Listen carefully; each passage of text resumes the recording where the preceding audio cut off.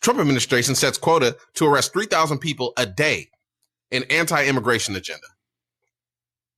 The Trump administration has set an aggressive new goal in its anti-immigration agenda, demanding that federal agents arrest 3,000 people a day, or more than 1 million in a year. The new target triples arrest figures from earlier this year, was delivered to immigration and customs enforcement leaders by Stephen Miller. The White House Deputy Chief of Staff and Kristi Noem, Department of Homeland Security, in a strained meeting last week. The intense meeting, first reported by Axios and confirmed by The Guardian, involved ICE officials from enforcement and removal operations and Homeland Security investigations. Both separate offices with DHS, ERO, is in charge of immigration enforcement, including arrest, detention, and deportation, while HSI typically focus on investigation transnational crime, such as drug trafficking, human smuggling, and the spread of online child abuse.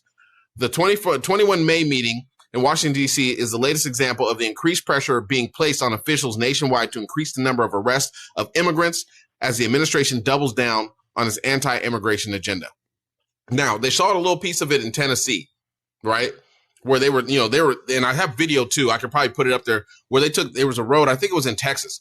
They took the road and they pulled everybody over. All the white people got to go. But if you look brown of any kind of sorts, they pulled you over. They made you get out the cars. Checked everybody. Dude's like, yo, they're putting up tape so people couldn't film them doing it. You know what I'm saying? I said this before on the show when I talked about it, bro. It's embarrassing because he said he's going to get rid of 20 million migrants, right? And right now, all they're doing is catching people at work and going to the court hearings and people that are trying to do it legally. Mm-hmm. So now he has to ramp it up because somebody's going to question him about it. So 3,000 a month or a day, they're pulling everyone black, brown over constantly. I tell my kids all the time, stay with your IDs on you. Because you just never know. Now they're trying to get law enforcement in there, local law enforcement. Local law enforcement is like, you're going to make our communities less safer because we're going to be on the side doing things. It just doesn't make sense. 3,000 people a day. I mean, don't get me wrong. I mean, and that adds up. That's 90,000 people a month. That's over, when you start getting there, that's over 1 million people in 1 year. That's pretty much what kind of numbers he's been talking about anyways. Now listen to the fine words. My bad. I'm going to let you finish. Listen to the fine words. He didn't say deportations. He said arrest. I need 3,000 arrests a day.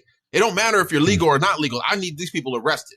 Period. Yeah, I mean, he's not even there. So that just said that's a broad stroke right there. That's pretty much leaving everybody who he could perceive to be. I mean, you there's some cases that we've seen here where they'll have people who are European of European descent who are detained as well. But the broad majority, I would say probably 98% of the people who are being detained are people of color. And that's something that we should be very, very cautious of in this country because we understand where those things already go.